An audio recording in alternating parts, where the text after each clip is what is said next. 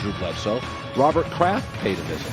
He did, yeah. I finally got the boss to come see us in Walla Walla. And, you know, when we all have people in our lives that are important to us and that have been mentors and heroes and all that stuff. I've been trying to get him to come out forever, but it was really, really cool to show him the business we've created and to talk about how much what he has taught me over the years inform what we do. So it was touching. It was great. You talk about, and Joy and I have had people like that, mentors in our life. You say what he did. As a player, did you appreciate it? Or is it mostly post-career, wow, was he a gift? We always had a great relationship.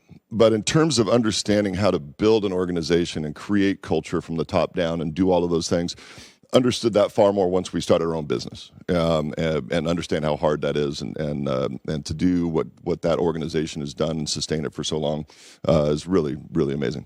It's interesting. These two quarterbacks have had the most empty sets in the league. Stafford won, Burrow too. And I'm thinking of your career. Now, Washington State, you guys threw the ball a little bit. You slinged it, the throwing Samoan Jack Thompson, and you were the great quarterbacks in the Pacific Northwest, and Warren Moon probably, it's funny, in the Pacific Northwest, we're way out in the mountains, but I grew up with Warren Moon, Jack Thompson, and you. And by the way, before that, remember Sonny Six Killer? Oh, yeah, Sonny Six Killer. Yeah, one of the greatest all-time football names ever, by the way, right? You're going to play quarterback, your name's Sonny Six Killer, let's go, right? But when you look at empty sets, so take me, you go to the line empty set. Mm-hmm. Give me the advantage to that. There are a few different advantages. Number one, you get a pretty good indication man zone based on who lines up where. If you put a running back out wide and there's a linebacker, that's man coverage. That helps, but it also just spreads everything out and it allows you to see what's coming. In a lot of ways, it can be easier as long as you can protect, right? You still got to be able to protect. Yeah. But it can really define things very clearly. You had a plus arm. You had a great arm. Stafford has a great arm. Burrow's got a good arm. And there have been times with Stafford, I think, it gets him in a little bit of trouble. But I also think you can't coach that out of a Drew Bledsoe. You can't coach it out of a Stafford. In your career, did you learn to manage your arm? I mean, were there times you're like, okay, I'm now 31, I can't do that. Give me the kind of the art form and the discipline of playing with a plus arm. It can be a blessing and a curse because it can get you in trouble, like if because you can be a little bit late and just throw it harder, or you 10 foot tall and bulletproof. Well, I can fit it in there, right? And it can be a problem. For me, the funny thing was I didn't really learn to throw with touch until probably my third or fourth year, because the reason I got drafted where I was because I could throw it hard. So I would throw it hard all the time. But Matt Stafford, man, I just love everything about what he's doing. He throws it with accuracy, he throws it with touch, and then when he has to, he can load it up and throw it really hard. Explain to us, you have two great receiving cores. What is it about Cooper Kupp? I mean, he's obviously super athletic. His dad was athletic. Is it top of the route tree? Is it because we say this all the time? Okay, he's way too open for a guy named Cooper Kupp with 170 catches. What is it? It's amazing, Colin, because and it's everything, right? So he's got shiftiness, he's got short area quickness and all this stuff, but his knowledge of the game and his knowledge of how to create separation, and you watch him, and he doesn't do the same. You talk about the top of the route. He recognizes, for example, if it's zone, then he'll just start leaning away from a guy. So when he makes his break, he's already away from him. If it's man coverage, then he'll set him up and give him a false, move at the top to get the defensive back going the other way. But it's, with a guy that's had that many catches, to see the amount of separation he has around him so many times in a game is really astounding, because when you're playing NFL, those windows usually are not very big for a quarterback. That's right. You watch Cooper, there's a lot of room around him, a lot. It's pretty amazing, man. So I think the scariest part about Cincinnati is I compared them yesterday. I said they're like a 6 seed in March Madness that wins a couple buzzer beaters. And then all of a sudden in the room, there is incredible belief. Game's close, it's ours. Did you ever play on a team like that where you maybe didn't have the most talent, but the self-belief becomes like a real aspect? Absolutely. 1994, we weren't very. That was your Patriots, yeah. The Patriots. I think we were 3-6 at one point, but then we got on a hot streak, and we just knew we were going to win every game. We didn't know how sometimes, but we just knew at the end we were going to find a way to roll. '96 was kind of the same way. When you get hot and it becomes a self-perpetuating thing. We all believe in each other, and you just know that somehow we're gonna win this thing. And the Bengals are that right now. It's pretty awesome, and it does start with Joe Burrow. We were talking about him last night, and he's kind of got this. You play long enough or do anything long enough, you get some battle scars. And he doesn't have those yet. He doesn't have the scar tissue he has to. He just has this unbelievable confidence, and that shows in the rest of the team. Sometimes they don't protect him great. He just keeps slinging it, and I love watching him play. Did you ever have an offensive line? I would assume most of your Patriot offensive lines were good. Buffalo, Dallas. Did you ever have an offensive line? Because I said this when the playoffs started. I said, you can't win a World Series with a bad bullpen. I've never seen a team win a Super Bowl with like a suboptimal offensive line. Did you ever have an O-line that was what you would call a little bit of a liability? And how did it change your audibles? How did it change your psychology? Well, the big thing that happened for me a few times in my career was not that we had a subpar offensive line, but we had injuries, right? And all of a sudden, you lose a couple tackles. It changes. Your thought process has to be faster. You got to keep extra guys in protection. Sometimes you have fewer guys in the route. And so I think, and that's why, honestly, watching Joe this year, he's getting hit a lot. And one of the hardest things to do as a quarterback is to get your ass knocked off and then come back the next play and make the play downfield. And he's just shown an amazing ability to shrug off whatever happened the previous play and keep going. Yeah, I don't think sometimes. I mean, I don't either. I played high school football. I don't think sometimes we understand how punitive those hits are. They hurt. They used to hurt a lot more. These guys are soft. You know that. Soft. Yeah. Game's soft. Athletes now aren't as hard, strong. I mean, think about what Joey's brother did to me with the dog. I mean, these guys were not nice back in the day, man. At all. No. No feelings. No feelings, man. They wanted to hurt us and hurt us bad. Now the quarterbacks get a flag if you look at them the wrong way. It is interesting. Forget the athlete for a second. The concepts of football. When you watch the game, what do you see and think, oh, that would have been so much fun? Well, you talked about empty sets earlier, man. That was a dream come true. Get back there in a shotgun. You got guys everywhere, and you can just sling it around.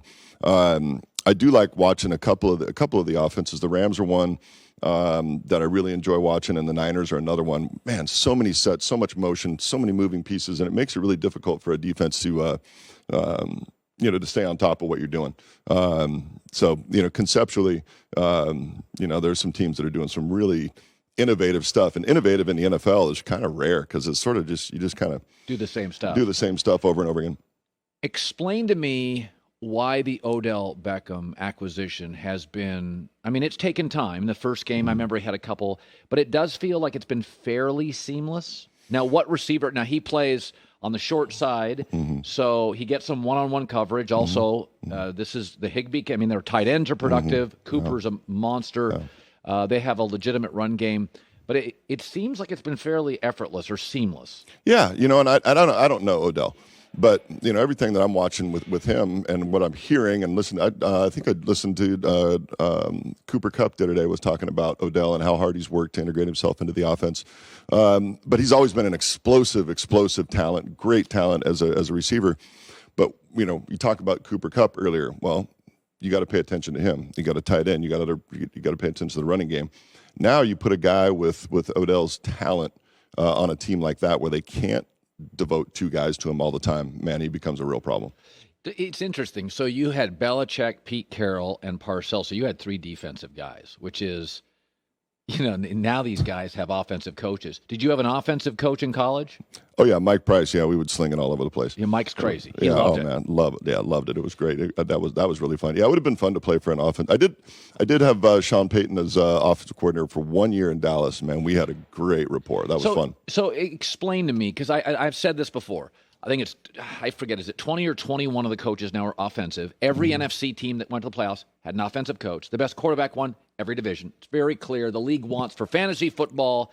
Years ago, there's an old story that Jerry Jones said, listen, I know what I'm paying my quarterback, to Roger Goodell. protect them, please. This is my biggest asset. And so the league is smartly, the quarterbacks don't get hit much. And to your point, it is ridiculous. But I also think it gives quarterbacks confidence knowing you can't hit me. Oh, yeah. Well, and it's actually changed the way that receivers run because you can't hit the receivers anymore. For example, it used to be a rule that was, you don't run through zones. If it's zone coverage, you run through a zone, somebody's going to kill you, right? And now guys, they can't get hit, so they can just run through zones. So it's made things easier from that standpoint. And it's, let's be honest, I'm a football fan, man. Everybody likes points. Back in the day, it was all about best defenses and all that stuff. It's more fun to watch. So I agree with what they're doing, but it's definitely different. And I said, Caleb Williams is at Oklahoma, goes to USC. And my takeaway is, listen, Caleb Williams has been a great quarterback since he was a kid. He did 7-on-7 camps with quarterback coaches. And then he went to high school in 11-11 with quarterback coaches. And then he gets Lincoln Riley. It's nothing against Brent Venables. Mm-hmm. But there's no question, if you look around the NFL, the quarterbacks that are mostly flourishing have an offensive coach, Matt LaFleur and Sean McVay and Shanahan. Now, McDermott does a great job. But the problem with McDermott and Belichick, when you have a great OC, in 2022 he leaves. So now both Belichick and McDermott, they're not going to be able to get an offensive coordinator perhaps that good. So I look at you and you say Sean Payton, because I really think it's that you had defensive coaches your whole career, and it matters. I mean, Pete Carroll, he likes to run the ball now. Forget when you were his quarterback. So give me the year with Sean Payton and how it changes the quarterback room, his ability to convince the head coach to throw the ball. Was it a special year for you? It really was. It was special. And then the thing that I loved in working with Sean was that we were on the same page a lot where, he's calling plays, but I know what play's coming next because they all built on the other, built on the next. And the funny thing was, because it was Parcells was the head coach, we would be in games and we would just have this flow going. Everything's just, and boom, play calls are coming in really, really fast. And all of a sudden it would slow down and it would stop. And that's when I knew Parcells was jumping in to start calling plays. And next thing you know, we're in I formation running ISO. That 1 year with Sean was really, really special. Truly great play caller. And obviously, working with Breeze, the two of them had a heck of a run. So I want to talk about Aaron Rodgers for a second. And I think he's one of the great talents. I'm not going to dispute that. Mm-hmm. He's his own guy. He's an independent thinker. He's complex. I'm not going to try to figure him out. But I do think with both Stafford and Brady, they looked around, and let's even use NBA. When Durant left, when LeBron leaves, you look around as a great athlete, and you can sense we've kind of peaked. Maybe there's a salary cap. I think LeBron looked at Cleveland and said, Miami, this. And then at the end of Miami, he saw Wade getting older, and he's like, these are my fellas, but I'm going to move to a younger team. So great athletes who move, I do think, I've moved several times. You look at the momentum of your company. Can I get better? Have I peaked? I do think because of their salary cap issues that Green Bay is kind of getting to a point, Drew, you walk into Denver, you're the final ingredient in the cake. When I look at Green Bay, I kind of feel like, man, I think this was the year. And they just didn't do it, right? Like, take me into what he could possibly be thinking. Yeah, and again, I haven't talked to Aaron. Don't know where his head's at, but I do think you're right. And he's obviously a very, very smart guy. Maybe some people would argue sometimes too smart for his own good. Right. But I do think that's accurate, and that you get up against the salary cap, and all of a sudden you don't have the flexibility to put the pieces in place. And he's looking at, I don't know how much longer he wants to play before he retires to go do Jeopardy. Or anything. He loves music, acting. Yeah, whatever. Yeah. And he's got all kinds of things he can do. But say he's got a 3 or 4 year window. He wants to go someplace where he's got a real chance to contend for a championship, and I'm not sure if Green Bay is set up to be that over the next few years. I was talking to somebody about this. It may have been privately, maybe not. I'm getting older, I forget.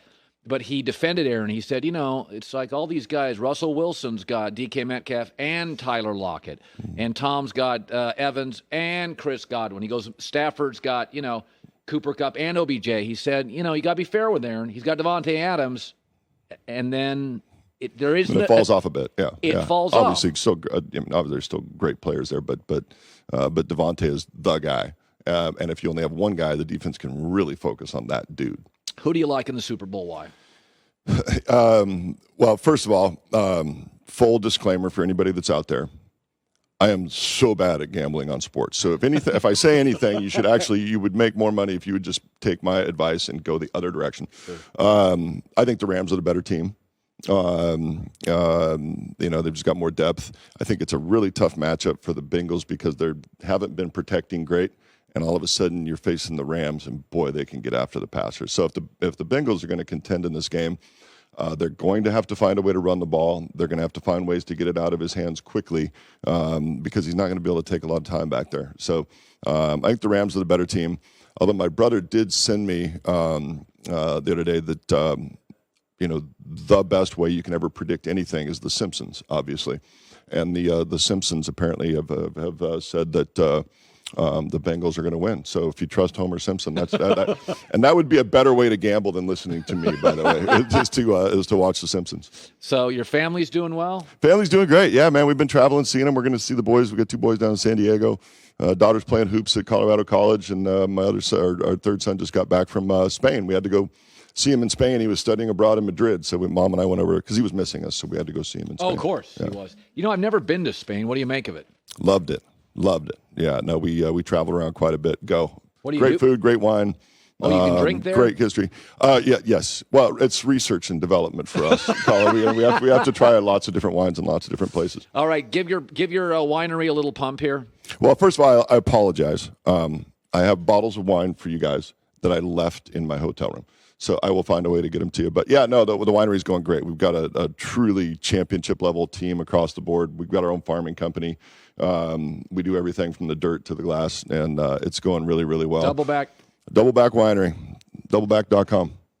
Hi, everybody. Thanks for watching. Subscribe here to get the latest from the show.